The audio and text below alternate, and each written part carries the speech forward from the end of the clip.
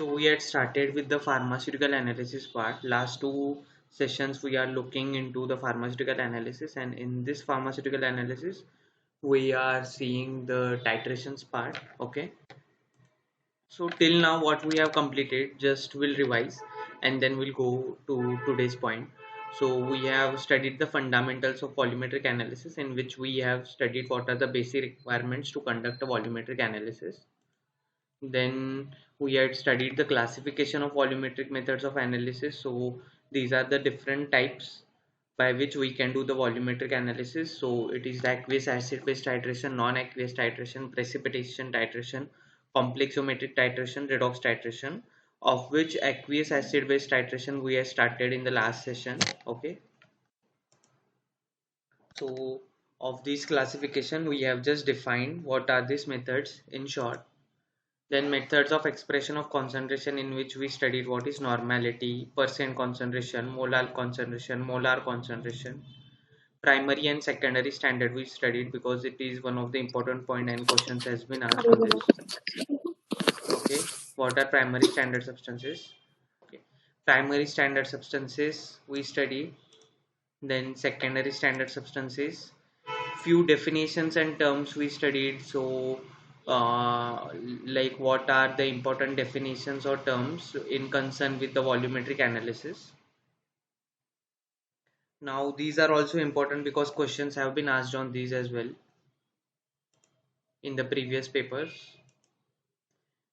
Then we had started with acid base titrations, that is aqueous acid base titrations. So in that we studied what are acid base concepts. So there are few theories by different scientists for definition of your acid and base. You may have all learned these theories previously as well, but we had studied these theories, like we had studied the Arrhenius theory.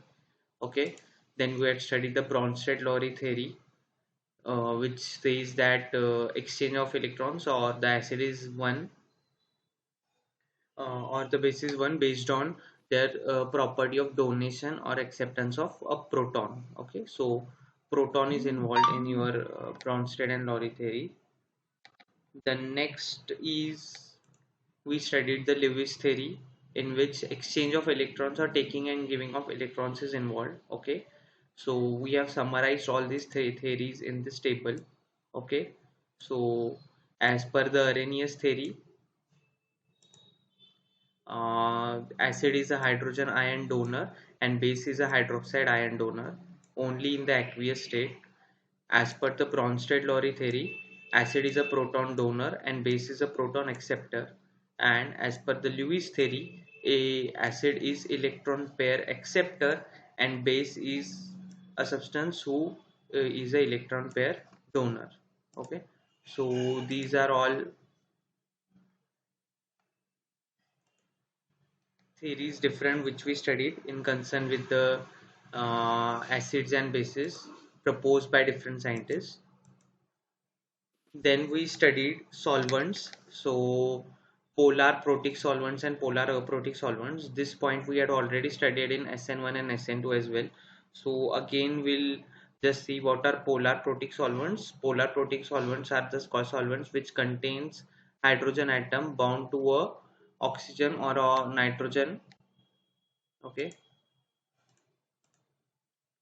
see, we are seeing here contains a hydrogen atom bound to an oxygen or a nitrogen, contains dissociable proton and therefore can donate a proton, is a polar protic solvent. Okay, so solvent which has an H plus extra and which can donate that proton. Okay, and here are the examples of polar protic solvent. So formic acid, N-butanol, isopropanol, ethanol, methanol, acetic acid, water are the examples of polar protic solvents. We had studied these already. Polar aprotic solvents does not contain a hydrogen atom bound to an oxygen or a nitrogen, does not contain a dissociable proton and therefore cannot donate a proton. And here are the examples of polar aprotic solvent: dichloromethane, tetrahydrofuran, ethyl acetate, acetone, dimethyl formamide, acetonitrile and dimethyl sulfoxide, that is DMSO. So these also we had covered in the last session. Then we had seen the different definitions of strong acid base, weak acid, weak base and buffer solution. We then had seen some examples, okay, of examples of strong acid, weak acid, strong base and weak base.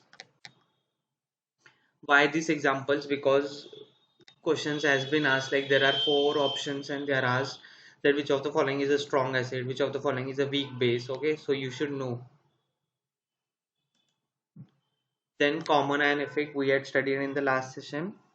Okay, common ion effect works on the law of mass action, that also we had studied. Then we studied about the indicators, what are indicators and what is their role in the titration. Okay, then here are the few indicators, examples of indicators and their pH range and the color.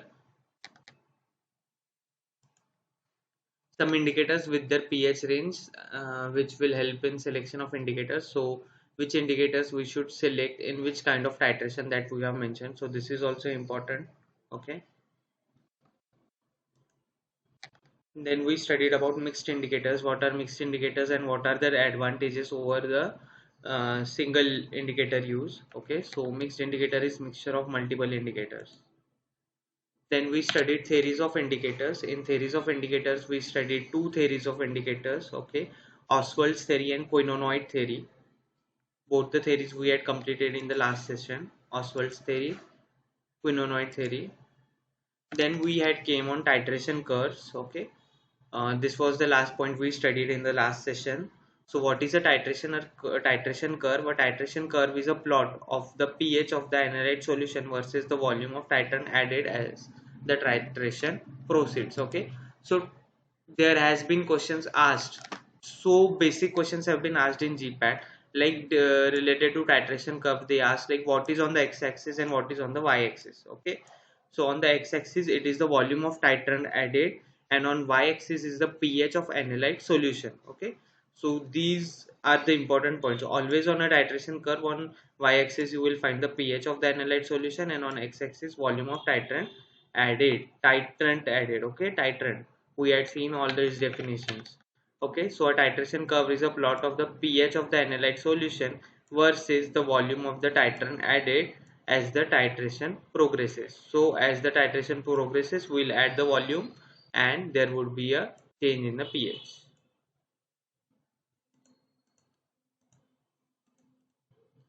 Then neutralization curves. Now what is neutralization curves? Titration curves of acid base titration are known as neutralization curves or acid base titration curves, we can say. Okay, so neutralization curve, if we study the changes in the hydrogen ion concentration during the course of titration, we get a clear idea about the mechanism of neutralization process. Okay, when we want to study neutralization, or when we are conducting a neutralization titration, that is an acid base titration, what we study, study the changes in the hydrogen ion concentration, and based on this study we can conclude how this neutralization mechanism is processing.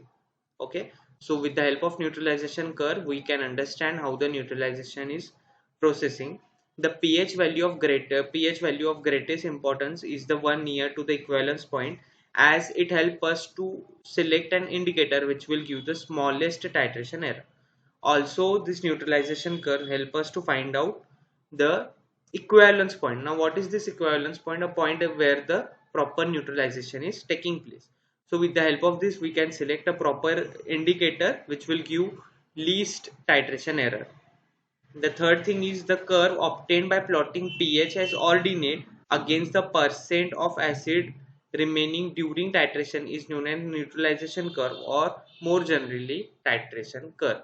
So the same here, it is the pH is on the ordinate means your y-axis. Okay, pH on the y-axis and against the percentage of acid remaining during the titration. So what is acid remaining in the titration is what your neutralization curve is, or we can call it as generally a titration curve. When we'll see the curve na, then you will get more idea about this. Okay, so now we will see one of the scenario so that you can understand what is a neutralization curve or a acid based titration curve, because we are seeing now acid based titrations. Okay, aqueous acid base titrations. Weak acid and weak bases always exist as conjugate acid base pair in an aqueous solution as represented below. Always a weak acid and a weak base is always present in its conjugate acid base pair in a aqueous solution. So it is represented below. So you can see HA is a weak acid, okay, and when we add it in an aqueous solution, that is when we are adding this weak acid in water, H2O. See this, HA is a weak acid. When we are adding it in its water to prepare its aqueous solution, okay, what we are getting, H3O plus and A minus. So A minus is the conjugate base of this acid, okay. So always weak acid or weak bases are present as a conjugate acid base pair in their aqueous solution. So when they are put into water, they separate likewise, okay. So this is the conjugate base of your acid. Diagram of HA acid and A minus conjugate base. Here HA is the acid, your HA is the acid, and A minus is termed as the conjugate base of HA. It is termed as, इसको क्या बोलते हैं, इसको हम बोलेंगे conjugate base of your acid HA. Similarly, a weak base, when we add in water to prepare its aqueous solution, okay, it dissociates like OH minus and HA, and this HA is conjugate acid of this base, okay. This HA is considered as the conjugate acid of this base. So always weak acid and weak bases are present as their conjugate acid base pairs. This is very important, you need to keep in your mind, okay. So this is a diagram of A minus base and HA conjugate acid. It should be acid, okay. In the above reaction, A minus is the base and HA is the conjugate acid of A minus. Rule of thumb is weak acids have strong conjugate bases while weak bases have strong conjugate acids. As shown in the above two reactions, if HA is a weak acid, then its conjugate base A minus will be its strong base. Similarly, if A minus is a weak base, then its conjugate acid HA will be a strong base. Okay. So always for a weak acid, its conjugate base is strong. Always for a weak base, its conjugate acid is strong. So if we consider this HA acid as a weak acid, its conjugate base A minus is strong. Okay. And always for a weak base, its conjugate acid is strong. Hope this is clear to everyone. Hello. Hope this is clear to everyone. Yes, sir. Yes, Okay. sir. Yes, sir. Now we are proceeding towards the titration. Okay. So first the titration that we are going to see is the titration of a strong acid with a strong base. That is strong titration running alkali into acid. Okay. So what is this? First of all, I will tell you. We are doing the titration. We are going to study titration of a strong acid with a strong base. Okay. So this can be called as a strong titration or strong acid base titration.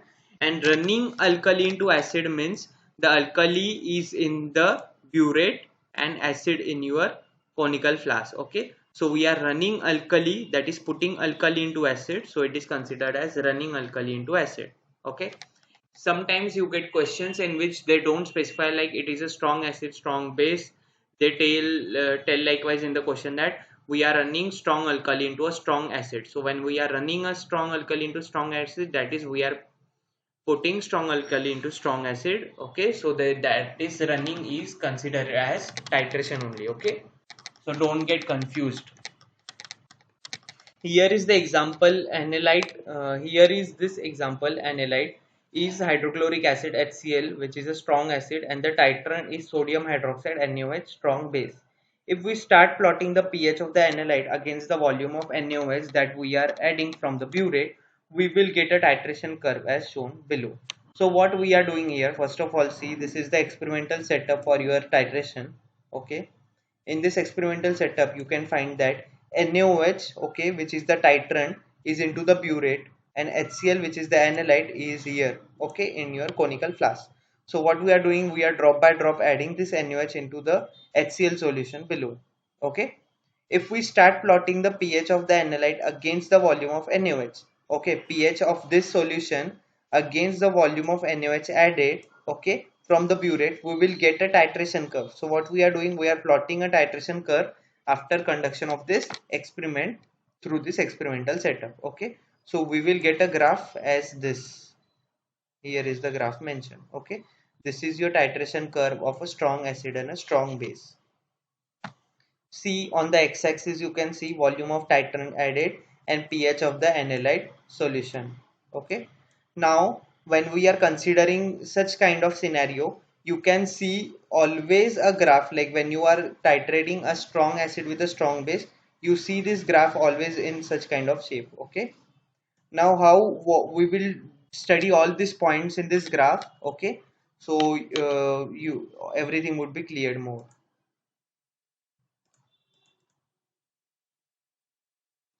Okay, so this is all the detail about how your titration is proceeding.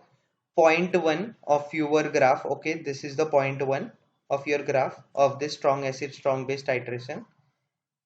No NaOH added yet, so the pH of the analyte is low. Its predominant contains H3O plus from dissociation of HCl. Okay, so at point 1 there is no NaOH added. Okay, at this point no NaOH is added, so pH is very low. Okay, pH is very low in the sense what? Am I audible? Hello. Yes, sir. Okay, so when we are telling that pH is low, why pH is low? Because no NaOH is added, so this is only acid. Okay, HCl का pH है, if यहाँ पे HCl का pH है, that it would be obviously very low, like here it is pH 2. Okay, pH of the analyte is acidic, so it would be low. No NaOH is added at this point, but this HCl is in its aqueous solution, so HCl plus H2O, that is H3O plus and Cl minus. Okay, as NaOH is added dropwise, this H3O plus slowly starts getting consumed by OH minus superscript produced by dissociation of NaOH. Analyte is still acidic due to predominance of H3O plus. What is the scenario here in this analytic solution? It is mentioned here. Okay, until and unless any NaOH is added, what is the solution here? HCl and water. So H3O plus ions and Cl minus ions are present here, and because of this the pH is very low. Now what we have started? We have started adding NaOH drop by drop here. So how, when we are adding NaOH drop by drop in this aqueous solution, NaOH is also getting dissociated into Na plus and OH minus ions. This OH minus ions are neutralizing this H3O plus ions, and the pH is rising by some values. Okay, you can see here. Now we are coming up to point 2. This is your point 2 of the graph. Okay, this is the pH recorded at a time point just before complete neutralization takes place. Okay, so this is the pH before complete neutralization is taking place. Okay, this is the point 2. After point 2 you will see some drastic changes, like the graph will straightforward go up, okay, towards the point 3. This is the equivalence point. So your point 3 is the equivalence point where the complete neutralization is taking place. Okay, halfway up the steep curve. At this point, moles of NaOH added equals to moles of HCl in the analyte. So at equivalence point, what happened? Moles of HCl present in this analyte solution are equal to the moles of NaOH added into this solution. So everything is getting neutralized at this point. So it is at pH 7, you can see. Okay, this is the neutralization point or equivalence point of this graph. At this point, H3O plus are completely neutralized by OH minus ions. So these ions are completely neutralized by the OH minus ions of NaOH. Okay, these ions have completely neutralized this at this point. The solution only has salt, NaCl and water, therefore the pH is neutral, pH 7. At this point the pH is always 7, and it has this analyte solution only has now salt and water. What salt and water would be there in this consideration? NaCl, your salt, and water. Okay, this is your acid, and Cl and NaOH is the base at equivalence point. this Na and Cl combines and HNOH combines. So NaCl your salt and H2O is your water. The next is point 4. Okay. Addition of NaOH continues, pH starts becoming basic because HCl has been completely neutralized and now excess OH minus ions are present in the solution from the dissociation of NaOH. Now what we did after the equivalence point, we are still adding the NaOH. Okay. अब यहाँ पे क्या हो रहा है कि all the HCl has been neutralized here, all the acid has been neutralized, and now base is increasing in this solution. Okay, NaOH is increasing, Na plus and OH minus ions are increasing here in this solution, and now the pH is going in the alkaline part. Okay, after pH 7 you can see. Okay, so this is the point 4 of this graph. I hope this is clear to everyone. Yes, sir. The next titration graph that we are going to study is titration of a weak acid with a strong base. Okay, running alkali into the acid. The same scenario that we are going to add alkali into your acid. So why are we studying this graph and why they are important in GPAT? In GPAT, there are graphs given as option A, B, C, D, and you need to find out like which of these graph is for strong acid, strong base, strong acid, weak acid, strong base, or weak base, weak acid. Okay, by seeing the shape of the graph, by seeing the equivalence point in the graph, you have to identify the graphs, or sometimes theoretical questions like are asked, like when we are titrating a strong acid with a strong base, the equivalence point is also known as its neutralization point or something like that. So questions are easy, but you need to have a clear concept or clear scenario what is actually going on, okay, in these kind of titrations. So first titration that we saw was about strong acid and strong base. Now we are going to see the titration of a weak acid with a strong base, and the same we are running the alkali into the acid. Let's assume our analyte is acetic acid CH3COH, which is a weak acid, and the titrate in sodium hydroxide NaOH, which is a strong base. If we start plotting the pH of the analyte against the volume of NaOH that we are adding from the burette, we will get a titration curve as shown below. Okay, so here we are adding NaOH into acetic acid CH3COH, which is a weak acid. Okay, and this is a strong base. So volume of the titran added and pH of the analyte solution. You can see there is some change from the one graph which we studied earlier. Okay, the one graph that we studied earlier was something like this. Okay, now we'll see all the points.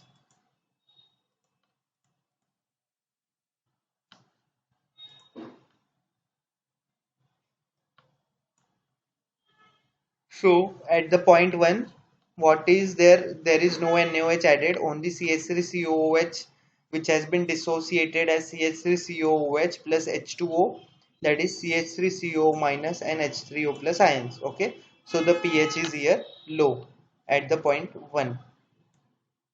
As NaOH is added dropwise, H3O plus subscript slowly starts getting consumed by OH minus, produced by dissociation of NaOH, but analyte is still acidic due to predominance of H3O plus.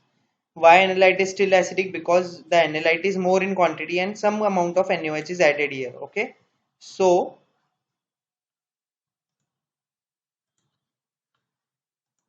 what is going to happen? This is still into the acidic state.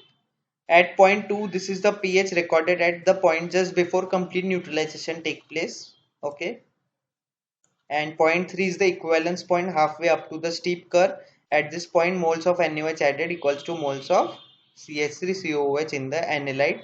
H3O plus ions are completely neutralized by OH minus ions, and the solution contains CH3CONA salt and H2O water. So salt and water is there. This is your neutralization reaction. Okay, at the equivalence point. Then uh, you can see at point 4 beyond the equivalence point when sodium hydroxide is added Your in voice excess. is breaking, sir. Yeah, am I audible now? Hello? Hello? Your voice is breaking, sir. Now, Yes, sir. okay, fine.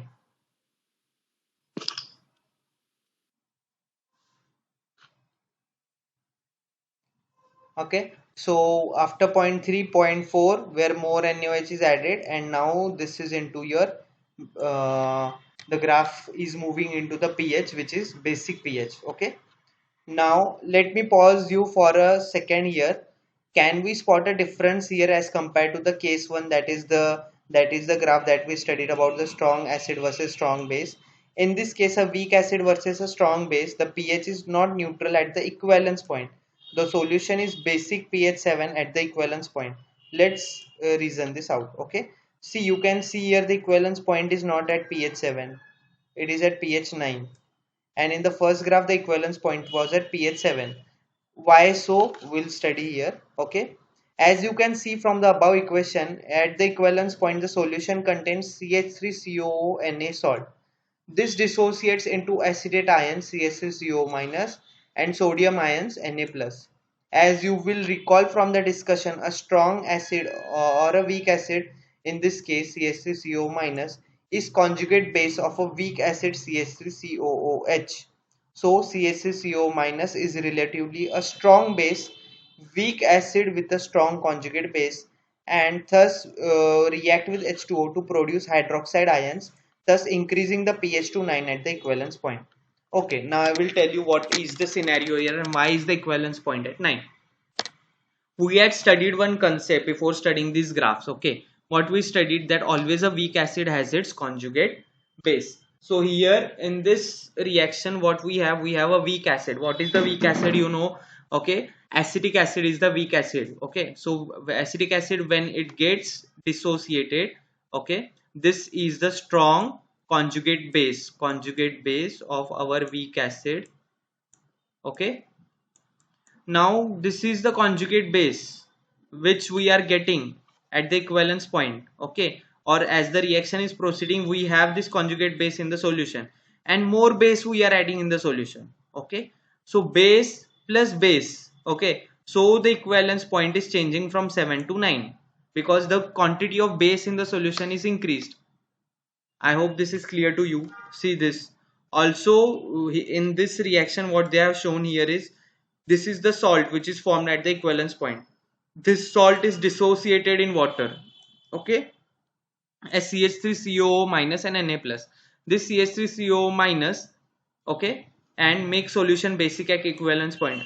Okay, this CH3COO minus, what it is? It is a conjugate base. Also, we have OH minus ions because we are adding NaOH, of which OH minus ions are increasing. So because of presence of all these both, what is happening? The pH is increasing and we are getting the equivalence point at pH 9. pH is increasing means pH is going beyond your neutralization pH 7. I hope this is clear. Hello. Yes, sir. Okay.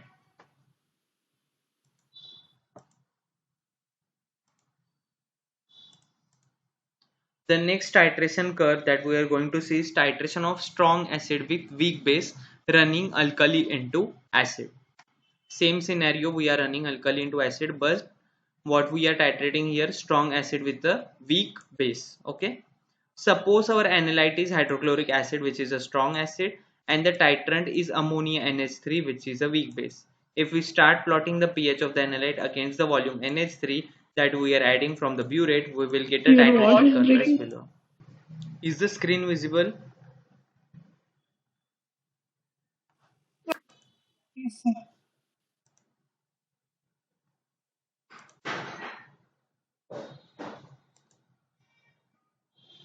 Okay.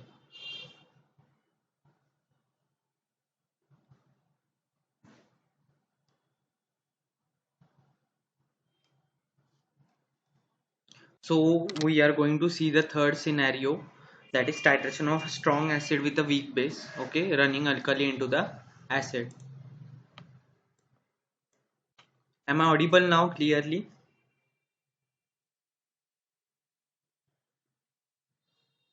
Hello.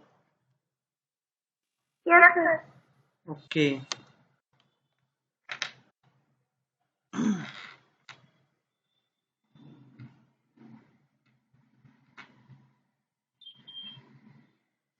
So we are going to have the titration of a strong acid with a weak base. Okay.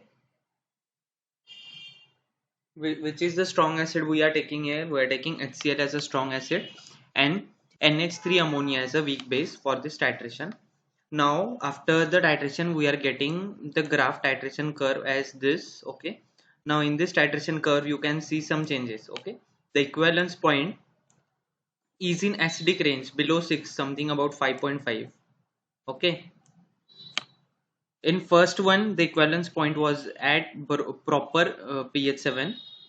In the second scenario where there was a strong base and weak acid, we got the equivalence point in this pH range, something pH 9, and now we are getting this at something pH in acidic range 5.5. Okay, so we'll see all these points in detail. So point number one, no ammonia is added. Okay, and as there is no ammonia added, the solution is HCl, which is strong acid. So the pH is very low. You can see here. Okay, then we are adding NH3 ammonia dropwise. Okay, so H3O plus slowly gets consumed with the NH3 analyte is still acidic due to predominance of H3O plus ions. So NH3 plus H3O plus NH4 and H2O, we are getting this reaction, but still it is acidic because H3O plus ions are more than the NH3 ions. Then point 2, this is the pH recorded at the time point just before complete neutralization takes place. Okay, then we have point 3, this is the equivalence point halfway up the steep curve. At this point moles of NH3 added equals to moles of HCl in the analyte, so H3O plus ions are completely neutralized by NH3. Okay, in the case of a weak in the case of weak base versus a strong acid, the pH is not neutral at the equivalence point. The solution is in fact acidic at the equivalence point. Let's rationalize this. Okay, so why this is at the equivalence point is in acidic range and not at the neutral point. Okay, at the equivalence point the solution only has ammonia ions, NH4 plus ions, and chloride ions, Cl minus ions of HCl. But again, if you recall, the ammonia ion NH4 is a conjugate acid of a weak base NH3. Okay, so ammonia is a weak base and NH4 is its conjugate acid. So this is conjugate acid of your weak base, as we have studied. Weak base always has its conjugate acid in aqueous solution. So this weak base is having its conjugate acid, and this conjugate acid is always strong. Okay, so this NH3's conjugate acid is also present, and already we have strong acid in the analyte solution. Then this NH3 is coming and creating its conjugate acid, which again is a acid, already present is a acid. So acid, the pH is in acidic range and the equivalence point is in acidic. Okay, pH. It is relatively a strong acid, this your NH4 plus. Weak base NH3 has a strong conjugate acid, which is NH4 plus, will react with H2O to produce hydronium ions, making the solution acid. So this NH4 plus will react with water to again form H3O plus hydronium ions, and already we have this H3O plus hydronium ions. So more hydronium ions, so your equivalence is coming in the pH something 5.5 here. Point 4, after the equivalence point, NH3 added continues and in its excess, so the pH increases. NH3 is a weak base, so the pH is above 7. Okay, so you can see now the pH is going into alkaline or basic medium because we are continuing adding the NH3. I hope this is clear. Yes, sir. Okay, good. Yes, sir. Now last graph we are going to see. Okay, titration of a weak base with a weak acid. Okay, running acid into alkali. Now here the scenario is we are going to run acid into alkali. Okay, but the titration is of a weak base with a weak acid.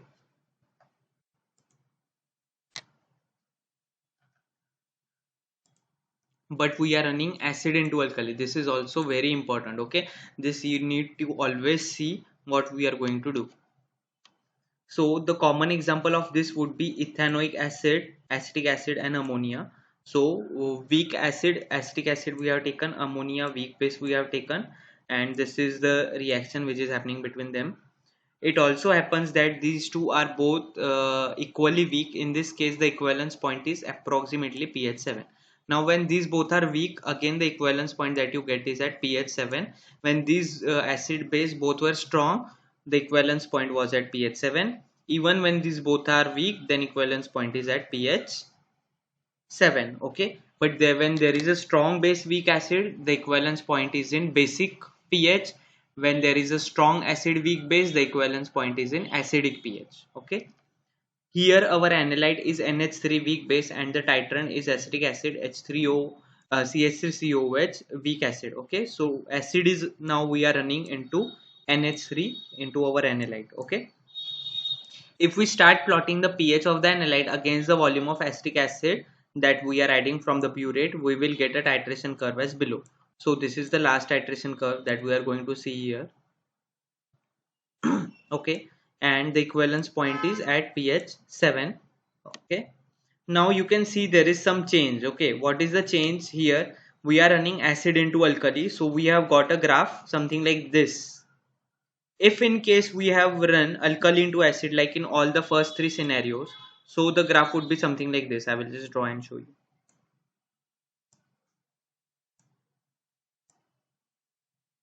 Okay, and this would be your equivalence point pH 7. Now why so? See, we are considering the pH of this solution. Okay, this is NH3, so this is base, so the graph will start from the basic pH. Okay, then we are going to add acid, the pH is going to lower at the equivalence point 0.7, and then pH is going into the acidic range. Okay, but when we will put this acid as in this conical flask, and when we'll run NH3 as an analyte here, then the pH will start from below and it will go above, like in all the first three scenarios we studied. Okay, so whatever you are running into it, you need to have an idea what will happen in that. Okay, so your graph would be something like this.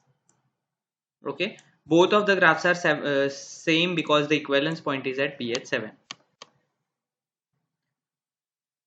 If you notice that isn't any step bit in this plot, there is just what we call a point of inflation at the equivalence point. Lack of any steep change in pH throughout the titration renders titration of a weak base versus a weak acid, and not much information can be extracted from a curve. So what they have told, there is no much point seen in this graph like we saw in other graphs. Why so? Because it is a weak acid and a weak base, so the titration or the neutralization happens easily and you properly get a point, equivalence point, that is at pH 7. Okay, so this is the summary of all the titrations of aqueous acid base we had studied. Okay, in an acid base titration, a known volume of either the acid or a base of unknown concentration is placed in a conical flask. Okay, so whatever is of unknown concentration, we place that into the conical flask. That is clear to everyone. Okay, we had studied already. The second reagent of known concentration is placed in the burette. The reagent from the burette is slowly added to the reagent in the conical flask. A titration curve is a plot showing the change in the pH of the solution in the conical flask as the reagent is added from the burette. The titration curve can be used to determine the equivalence point of an acid-base reaction, the point at which the amount of acid and the base are just sufficient to cause complete neutralization, and the pH of the solution at equivalence point is dependent on the strength of the acid and strength of the base used in the titration. So I will clear again everything. What is into the burette is of known concentration. Okay, what is into your burette is of known concentration. What is into your conical flask is of unknown concentration. Okay, we always check pH of what is into your conical flask, not of what is into your burette. Okay, after completion of the titration, we get the titration curve. From this titration curve, we can get to know what is the equivalence point, at what pH is the equivalence point, and what is the like from this equivalence point we get to know that what kind of acid or what kind of base it is it strong, weak or whatsoever. Okay, For strong acid, strong base titration, pH equals to 7 is the equivalence point. For weak acid, strong base, pH would be always more than 7 at equivalence point. And for strong acid, weak base, pH would be always less than 7 for the equivalence point. And for weak acid and weak base also the pH would be same at, that is 7 at the equivalence point. Okay, is this clear to everyone for all the four different kind of aqueous acid base titrations? Yes, sir. Okay,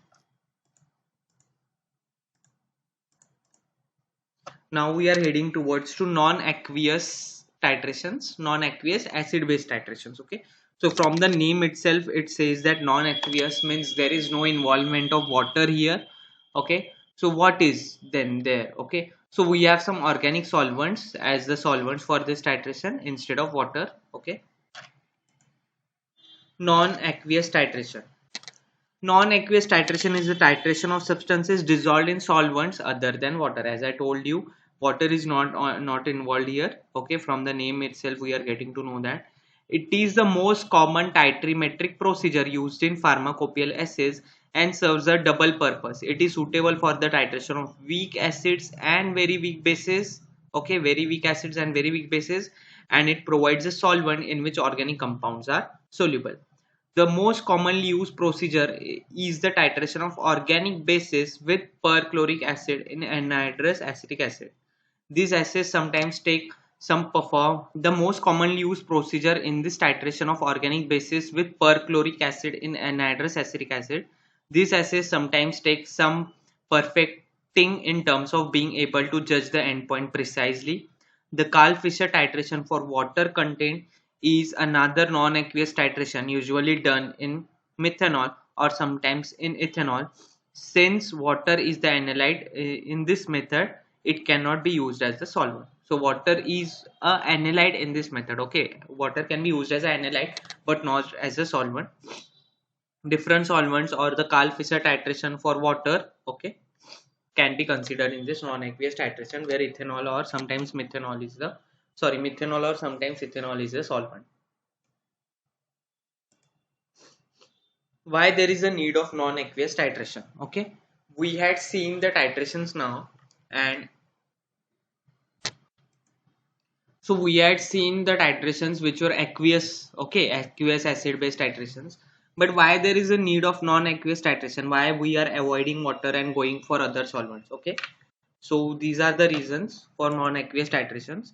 Oftentimes we need to perform an acid-base titration in non-aqueous solvent due to the analyte is too weak acid or base to be titrated in water. If the analyte is very weak acid or very weak base, we cannot titrate that in where water is the solvent.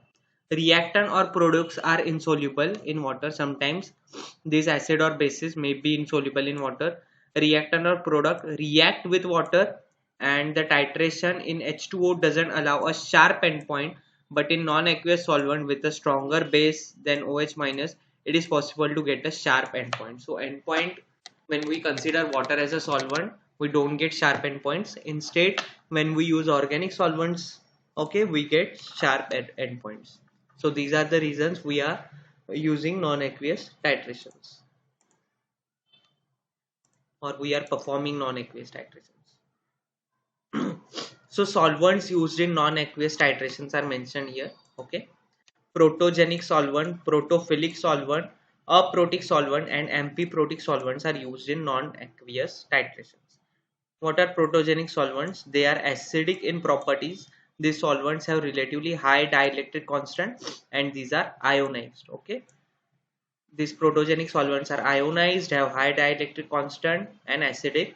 Examples are acetic acid, formic acid, and propanoic acid.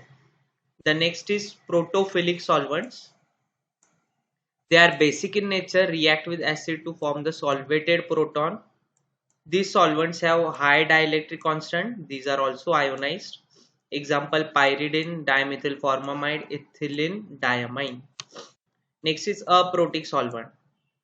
These are the solvent cannot able to donate hydrogen.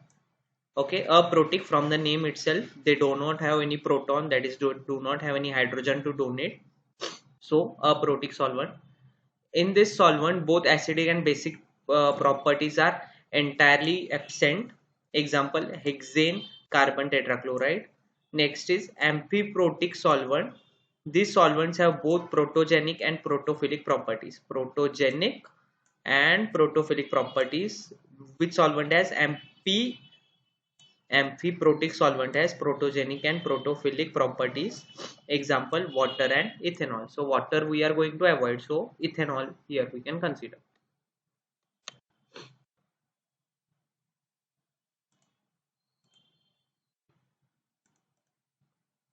Now these all solvents are explained in detail. We will study them. Okay. First is a protic solvent. Okay. A protic without proton are neutral chemically inert substances such as benzene and chloroform. They have a low dielectric constant, do not react with either acids or bases, and therefore do not favor ionization. The fact that picric acid gives a colorless solution in benzene, which becomes yellow on adding, Your voice is not clear, sir. is the same issue with everyone.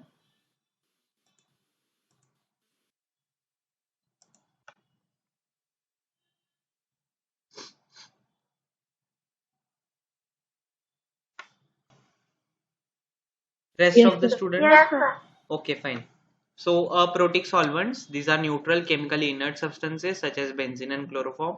They are low dielectric constant, do not react with either acid or bases, and therefore do not favor ionization. The fact that picric acid gives a colorless solution in benzene which becomes yellow on adding aniline shows that picric acid is not dissociated in benzene solution. And also that the presence of the base aniline, it functions as an acid. The development of yellow color, this is not required actually for GPAT. Okay, only you study the properties. Okay, तो aprotic solvent की इतनी properties ही sufficient है. Okay, aprotic solvents are frequently used to dilute reaction mixtures. Okay, the next is protogenic solvents. These are acidic substances. Example, sulfuric acid. They extract a leveling effect on bases. Anhydrous acids such as hydrogen fluoride and sulfuric acid fall in this category because of their strength and ability to donate proton. Okay, protogenic. Okay, protogenic. They enhance the strength of weak bases. Sulfuric acid, formic acid, propanoic acid, acetic anhydride are the examples. They have high dielectric constant and ionize because of their strength and ability to donate proton. Protogenic always donate protons. Okay, the solvents. Aprotic solvents do not have protons, so they cannot donate. Okay. Protophilic solvents are the substances that possess a high affinity for protons. Okay, protophilic are one which accept proton, and overall reaction can be represented as this. You don't need to go into the reactions of this solvent. The equilibrium not required. Okay. The next is amphiprotic solvent. They have both protophilic and protogenic properties. Okay, we have studied amphiprotic has protophilic protogenic property. Examples are acetic acid alcohols. They are dissociated to a slight extent. The dissociation of acetic acid, which is frequently used as a solvent for titration of base substance, is known. Okay, so these are the equations which are not required. Okay, only example and the type of solvent and what is that type of solvent is important. Titrants used in non-aqueous titration. So acid titrants, example, perchloric acid, para-toluene sulfonic acid, 2,4-dinitrobenzosulfonic acid, or basic titrants, tetra-butyl ammonium hydroxide, sodium acetate, potassium methoxide, or sodium amino ethoxide. These are the commonly used titrants in your non-aqueous acid-based titrations. So here we end with your non-aqueous titrations as well. Okay, so also we will stop here. If anyone have any questions.